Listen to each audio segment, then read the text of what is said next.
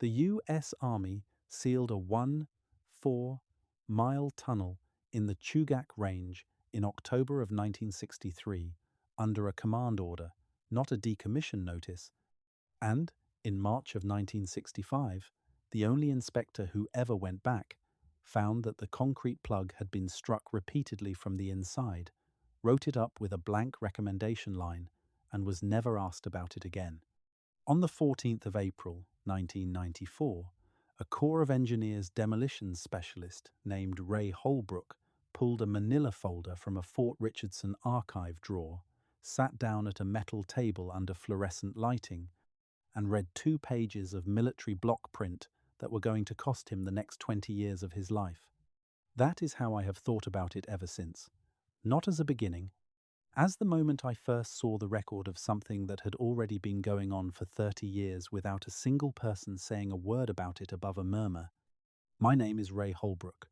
I am 79 years old, born and raised in Fairbanks, Alaska. My father drove pipeline maintenance vehicles for a living, and the thing he taught me about Alaska before anything else was that the land does not owe you anything, and the smart move is to learn it and keep your mouth shut unless you have evidence to back up what you say. I joined the Army at 18, trained as a combat engineer at Fort Leonard Wood, served 2 tours, came back to Alaska because Alaska was home and the Corps of Engineers was hiring people who understood concrete and demolitions and the specific problem of building permanent structures in permafrost. I worked for the Corps out of Fort Richardson for 34 years. My specialty was demolitions assessment and structural inspection for decommissioned military infrastructure. I was good at it. My wife Sandra told me once that my defining professional quality was that I did not talk about things I could not support with physical evidence. She was right. In 34 years, I never wrote an inspection report that was later found to be wrong. That is something I am allowed to hold on to. I am telling you all of this because in the fall of 2024, after Sandra died, I went through a metal filing box I had kept in my garage for 30 years, and I decided that the non-disclosure agreement I signed in November of 2004 covered my federal employment, which ended in April of 2005, and that a 79-year-old retired man with a paid-off house and a dead wife and a daughter who stopped returning his calls does not have a great deal left that anyone can realistically threaten. So I am going to tell you what is in the box.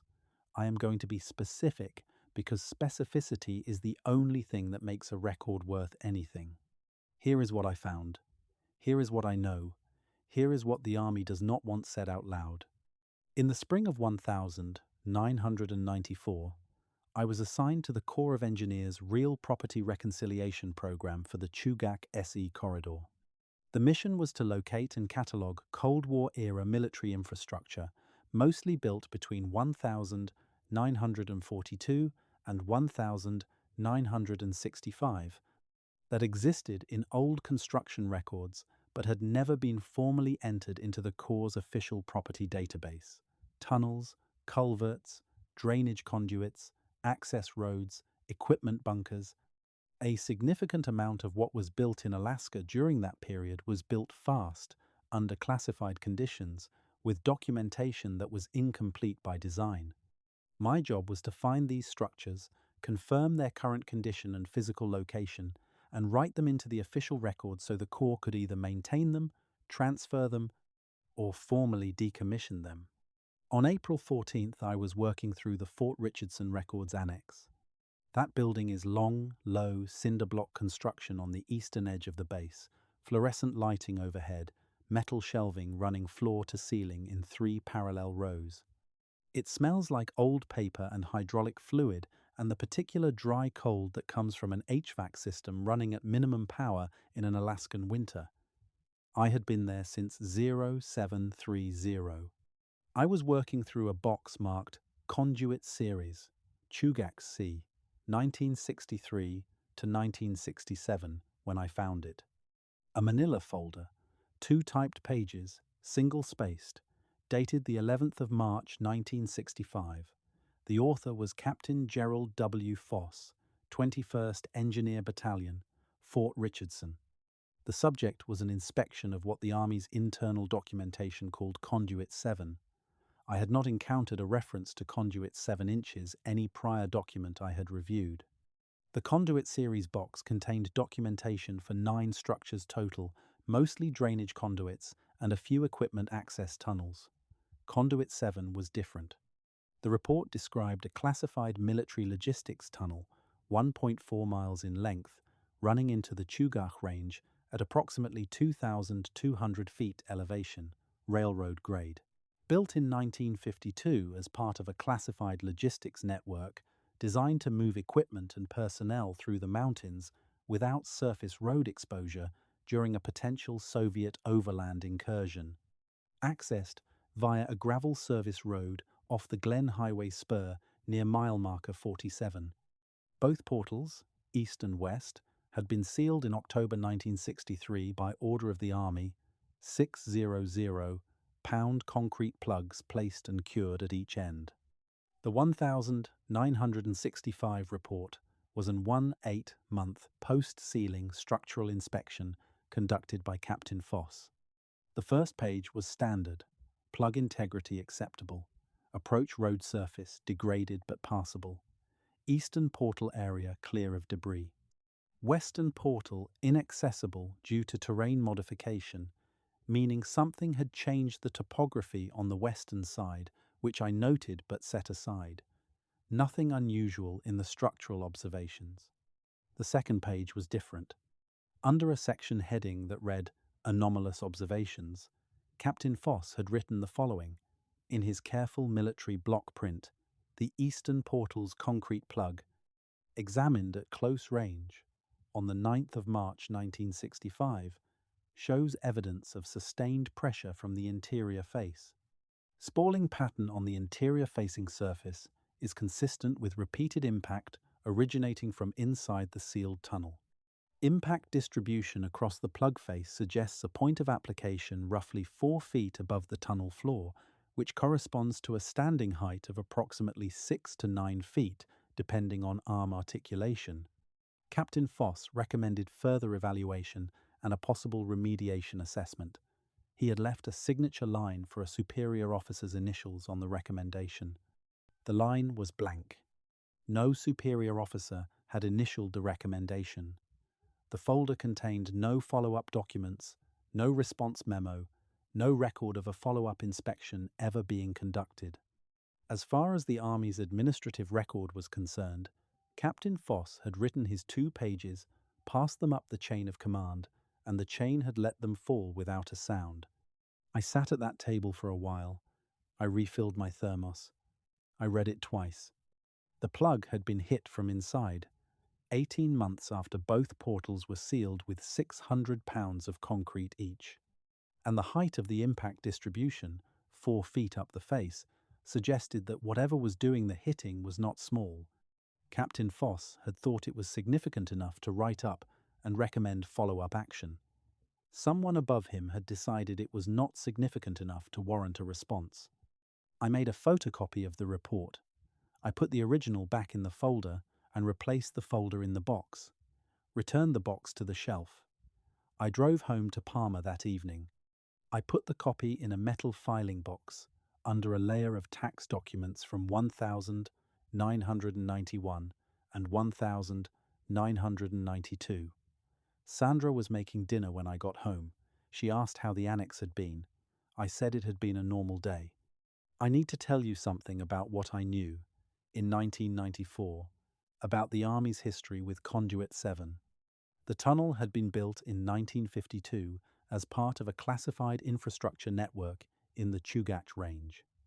That network included 6 other tunnels and conduits, all of which were formally decommissioned and sealed between 1960 and 1962 as the Army's Alaska Defense Command restructured its Cold War priorities around nuclear deterrence. Conduit 7 was the last one in the network to be closed, and it was the only one that received a sealing order rather than a standard decommission notice. This distinction matters more than it might appear. A decommission notice is an administrative action. A sealing order is a command decision signed by an officer with authority over the structure, directing that specific and immediate measures be taken to close the structure. Someone in the Army's Alaska Command decided in the fall of 1963 that Conduit 7 needed to be sealed, specifically and deliberately, with a command order attached to the action. I spent years trying to find the underlying document that explains why, but I never found it. Before we get to what I found in the mountains, I want to tell you about Henry Taslina. Henry was 84 years old when I met him in the winter of 2001. He was Artner, visiting his nephew in Palmer. I had mentioned, carefully and without specifics, that I had been doing survey work around old military structures near mile marker 47 on the Glen Highway spur. I did not tell him about the Foss report. I did not tell him about any of the other things I had assembled by that point. I just mentioned the area. Henry set his coffee mug down on the table and looked at me for a long moment. Then he said the following. He said his grandfather had worked alongside white railroad surveyors in the Matsu Corridor in the 1910s when the Alaska Railroad was being routed through the valley. During that work, the survey crews found passages through the lower Chugach Range that appeared in the initial geological surveys as natural fissures or drainage conduits. His grandfather told the survey crew chief that these passages were not natural, not in the way that word applied to everything else in those mountains. He said the passages breathed. He warned the survey crew not to follow any passage deeper than the first chamber, because the things that lived deeper in the passages were old, and they were aware of the passages being entered, and they did not always permit people who went in deep to come back out.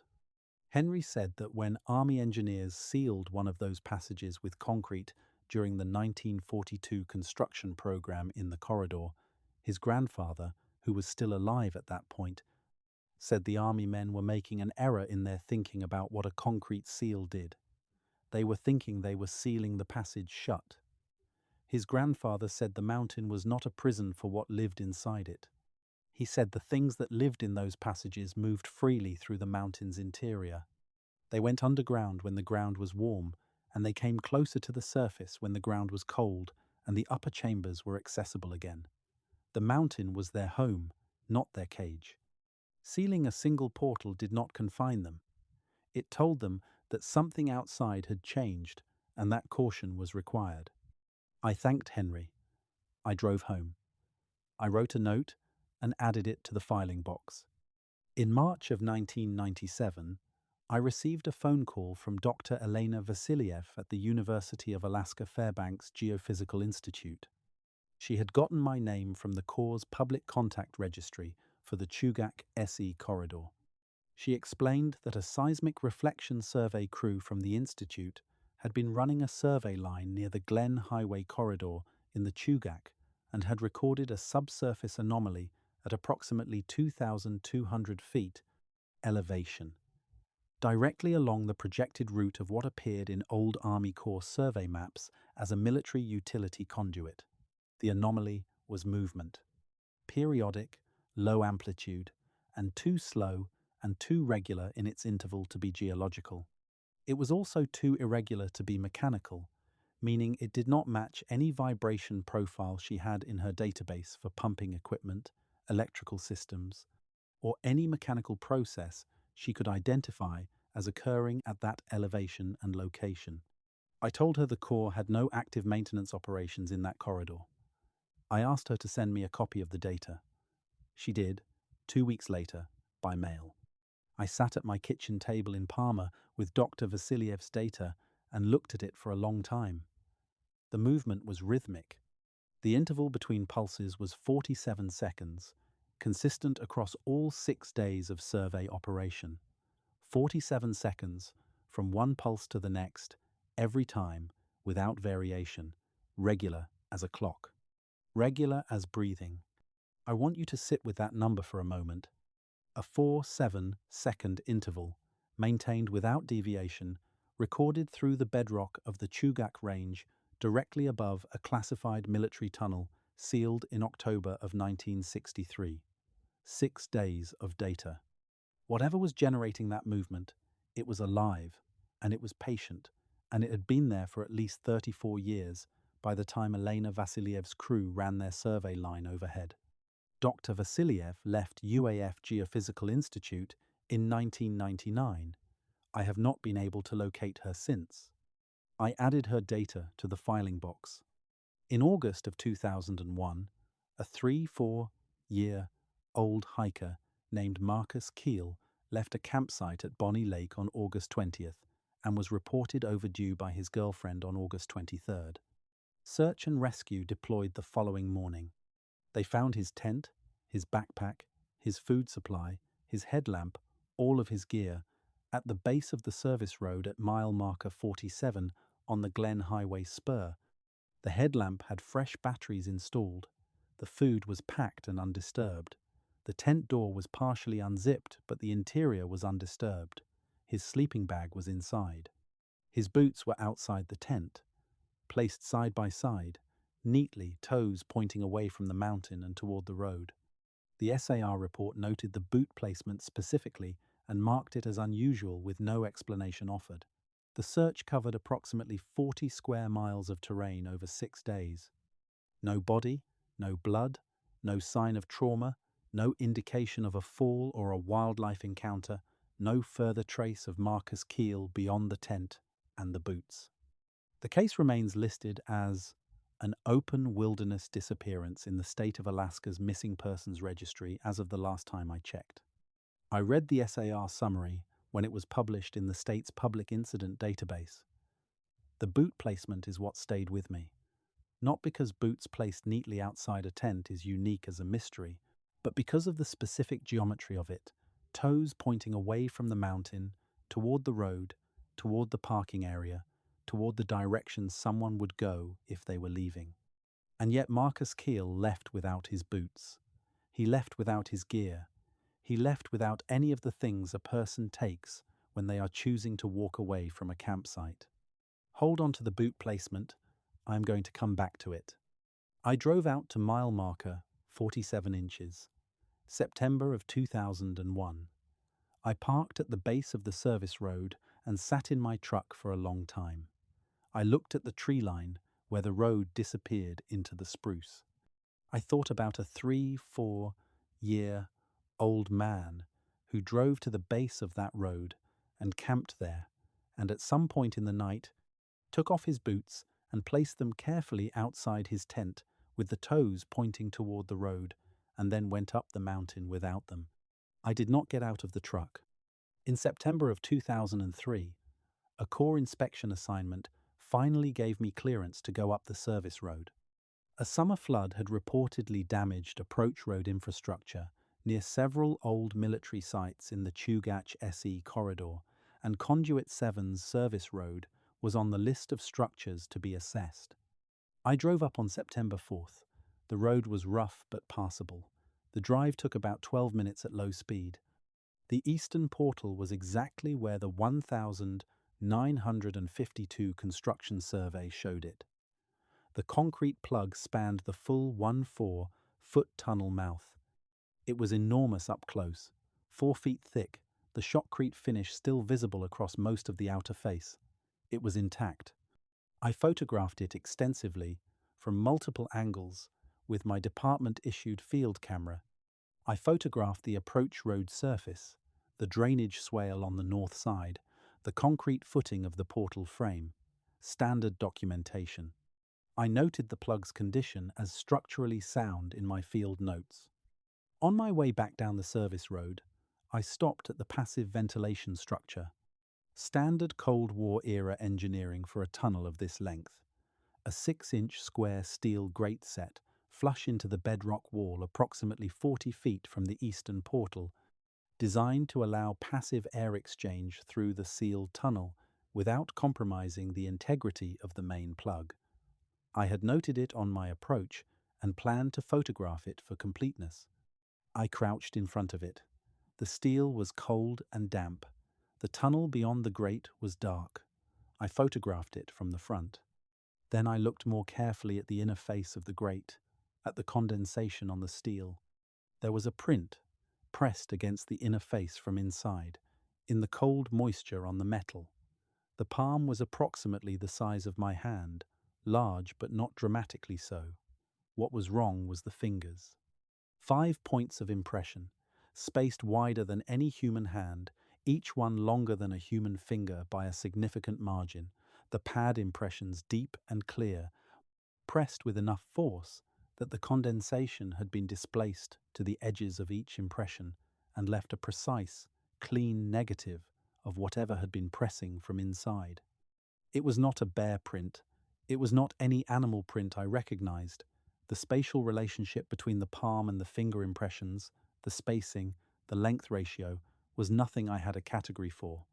It had been pressed from inside the mountain, against a ventilation grate, set 40 feet from the sealed eastern portal, from the interior side of a tunnel plugged with 600 pounds of concrete in October of 1963. I photographed it. I used the macro setting on my field camera. I got 5 exposures from 3 angles. I did not include any of the ventilation grate photographs in my official inspection report. I drove home. I had the film developed at a shop in Wasilla. I put the prints in the filing box. That was the moment. Not 1,994. Not the Foss report with its blank recommendation line. Not the 4-7 second pulse interval in Elena Vassiliev's seismic data. Not Marcus Keel's boots placed neatly in the dirt. The cold print on the steel grate in September of 2003 was the moment when all of it, every piece I had assembled across 9 years, resolved into a single coherent picture. Something was inside Conduit 7, something alive, something that breathed at 4-7 second intervals, something that could move from the interior of a 1-4-mile tunnel to a ventilation grate 40 feet from the sealed portal and press its hand against the cold metal from inside. Something large enough that Captain Foss, in 1965, estimated the impact height on the concrete plug at 4 feet up the face and noted that this corresponded to a standing height of 6 to 9 feet. The question I stopped asking after September 2003 was not what it was.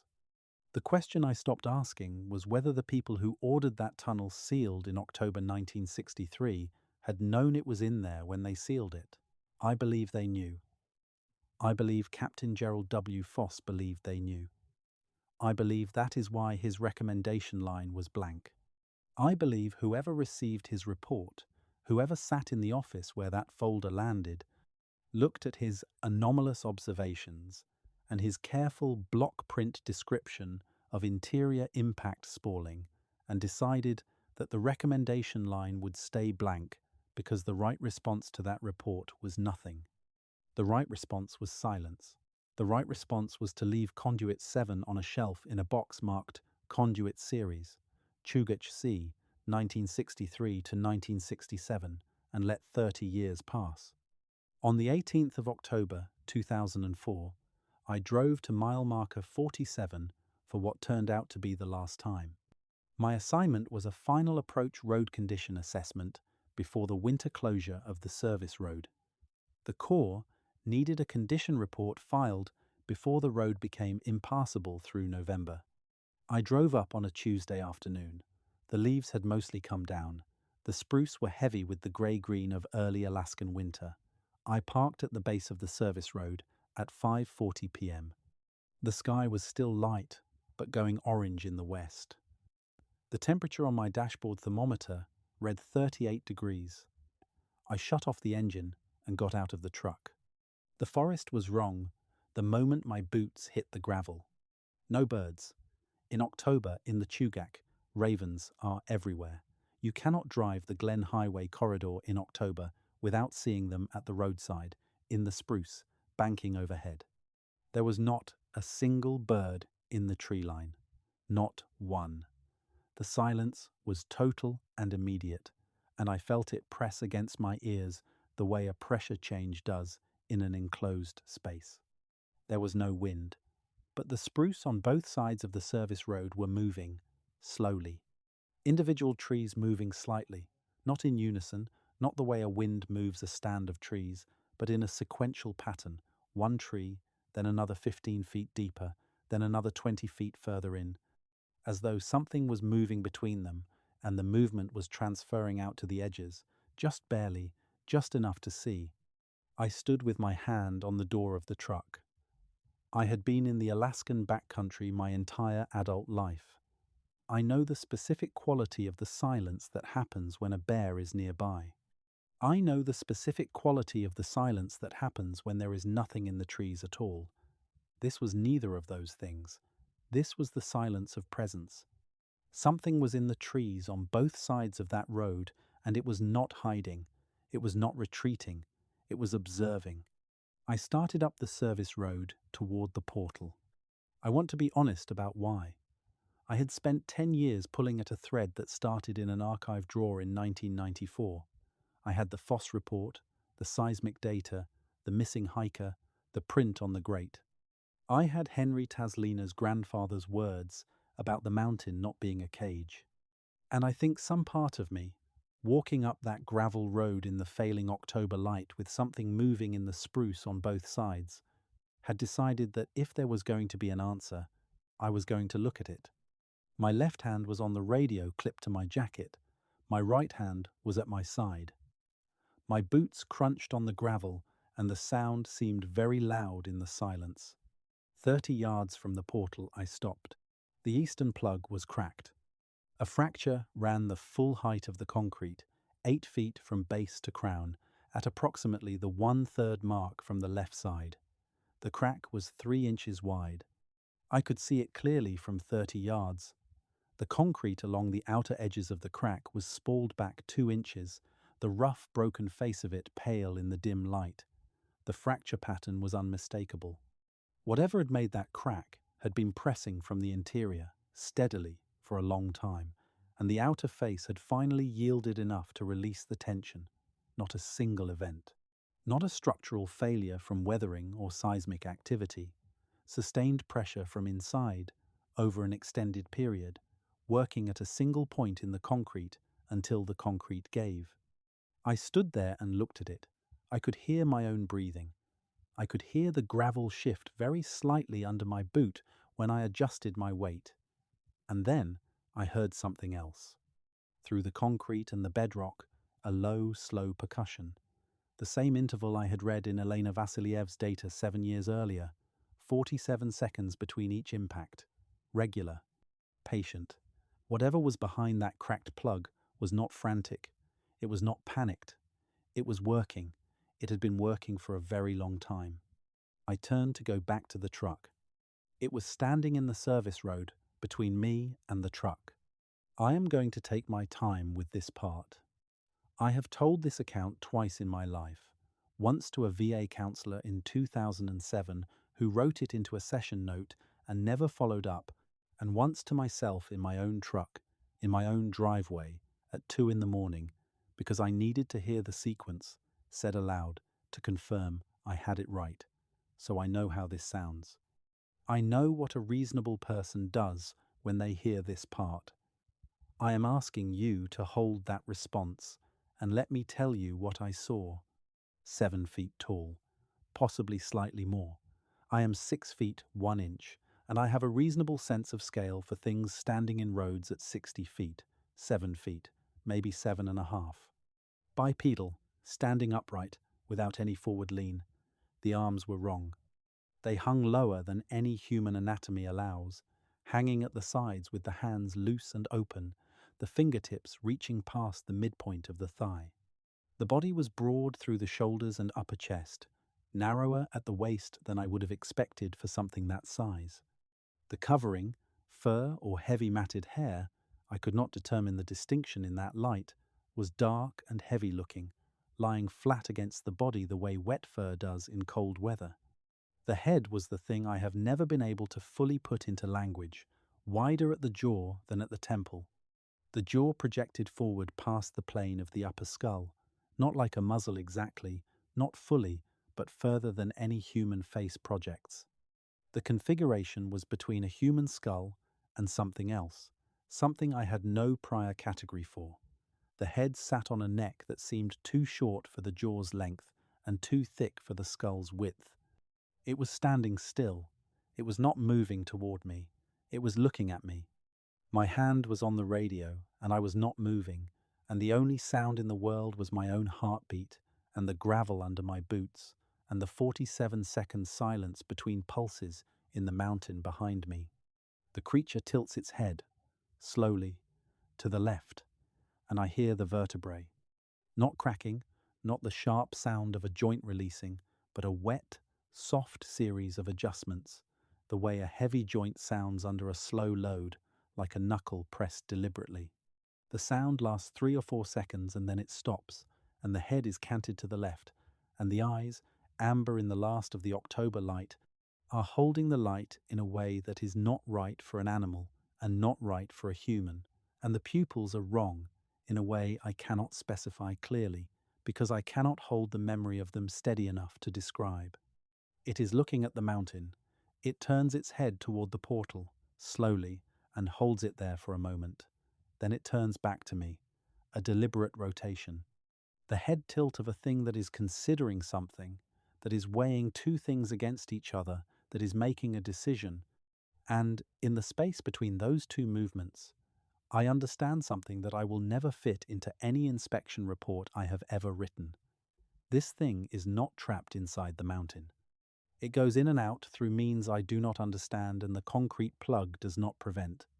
The army sealed conduit 7 from the human side to keep people from going in, not to keep anything inside from coming out.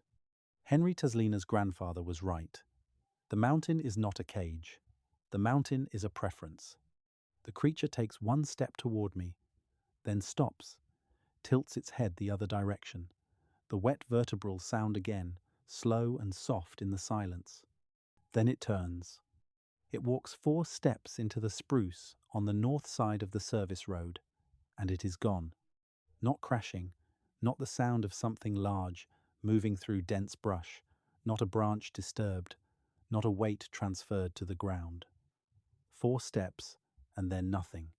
The spruce close behind it and the forest is absolutely silent, perfectly and completely silent in a way that feels like the silence has been present all along, and I am only now hearing it properly. I walked back to the truck. I got in. I drove down the service road to the Glen Highway, and I turned south, and I drove home to Palmer without stopping. I did not call anyone on the radio. I did not stop at the gas station in Sutton the way I usually did on the drive home. I parked in the driveway, sat there for a few minutes, then went inside. Sandra was reading. I made dinner. I told her the road inspection had gone fine and the approach surface looked good before the winter closure. I never told Sandra what I saw on that service road. On the 17th of November 2004, I received a call from my corps supervisor asking me to come to Fort Richardson for a review of my documentation from the Conduit 7 inspection cycle. I drove to the base on the 17th. I was taken to a conference room in a building on the east side of the installation whose number did not correspond to anything in the base directory I knew. A civilian was waiting for me at the conference table. No uniform. A federal identification badge clipped to his lapel that had a serial number, a federal eagle crest, and no agency name anywhere on it.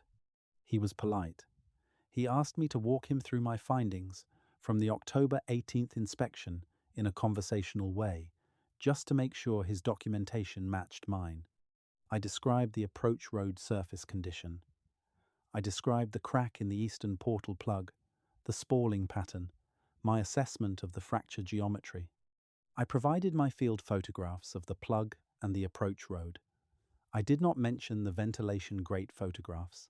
I did not mention what I had seen standing in the service road. The civilian nodded. He listened carefully. He did not take notes. Then he reached into a briefcase and slid a document across the table. 3 pages. Federal seal at the top of the first page.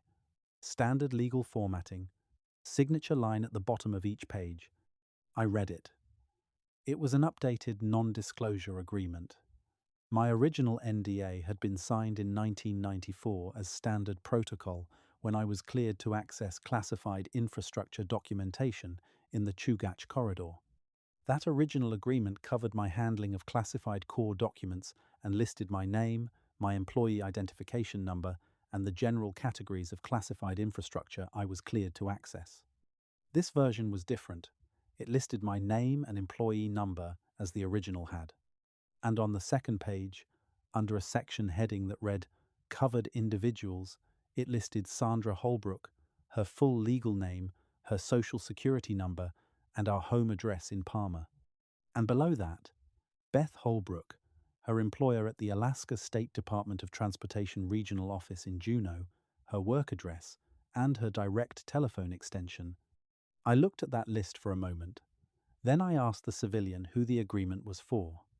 He said, the same people who ordered it sealed. I signed all 3 pages. He thanked me, collected the document, and closed his briefcase. That was the entirety of the conversation. He showed me to the door of the conference room. I drove home. I want to be honest about signing. I had 34 years of federal service and a pension that Sandra's medical costs were going to depend on. I had a daughter at a state job she had worked for 10 years and built her life around. The agreement listed their names in a federal document before I had finished reading the preamble, in the same matter-of-fact font as the legal language surrounding them. I signed. I have thought about that decision many times in the 20 years since. I have not arrived at a different conclusion about what I would have done differently. I retired from the Corps in April of 2005.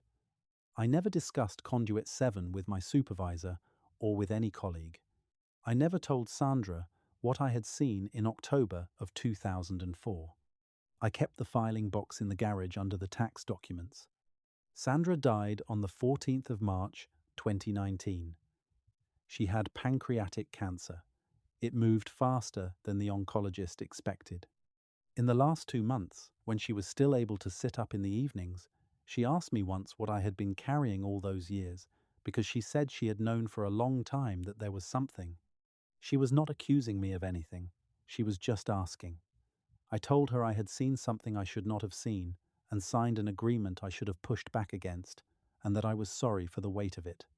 She held my hand and said she had known that there was something since well before 2004, and that she was glad I had not been alone with it, and that she loved me. In the summer of 2022, I drove out to mile marker 47 for the first time in 18 years. The service road was gone from Google Maps. I had checked before I left the house because I wanted to see if the satellite imagery showed anything. The current imagery for that section of the Glen Highway spur showed unbroken spruce forest where the service road entrance had been. I drove out anyway. I turned onto the spur road and drove to where the service road had branched off to the north. The gravel approach had been removed, and the ground had been planted over with spruce seedlings, uniformly spaced in rows, the way a professional replanting operation works. The seedlings were 8 to 10 years old. That put the replanting around 2012 or 2013. The concrete anchor post for the Forest Service gate that had stood at the entrance to the road was lying in the ditch beside the spur, on its side, pulled from the ground and set aside. The gate itself was gone. I sat in the truck with the engine running. The replanted spruce filled the view ahead of me. Uniform, young, growing over the place where the road used to be. I thought about what was behind those trees, and behind the trees beyond them, and behind the mountain beyond that, and what it had been doing for the 61 years since the army ordered the tunnels sealed, and what it would do for the next 61. I sat there for 42 minutes. I was watching the clock. Then I drove home. I called Beth. She did not pick up. I left a voicemail. I said, "There is something you need to know about mile marker 47 on the Glen Highway spur. I'll explain when you call back." That was 8 months ago. She has not called back. Here is what I know, and what I cannot prove, and what I am giving you because the filing box has been in the garage for 30 years, and I am 79 years old, and someone should have it. Captain Gerald W. Foss, United States Army, 21st Engineer Battalion, died in Tacoma, Washington, in 1988. Natural causes, per the death certificate, which I obtained through the National Personnel Records Center. His March 1965 field report is in my filing box, along with my photocopy of the original. The Corps of Engineers has no record of Conduit's 7 inches, its publicly accessible real property database. I have checked twice, once through a Freedom of Information Act request filed in 2020, and once through the Corps' online real property inventory system. The tunnel does not appear in either. The Conduit series box in the Fort Richardson Records Annex, if it still exists, would presumably still contain the original folder. I have no way of knowing if it does.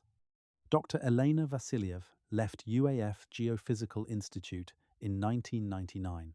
Her seismic data, with its 4/7 second interval pulse readings across 6 days of survey operation, is in the filing box.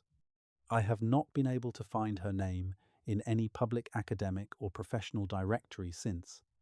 Marcus Keel has been listed as an open wilderness disappearance in the Alaska Missing Persons Clearinghouse for 23 years.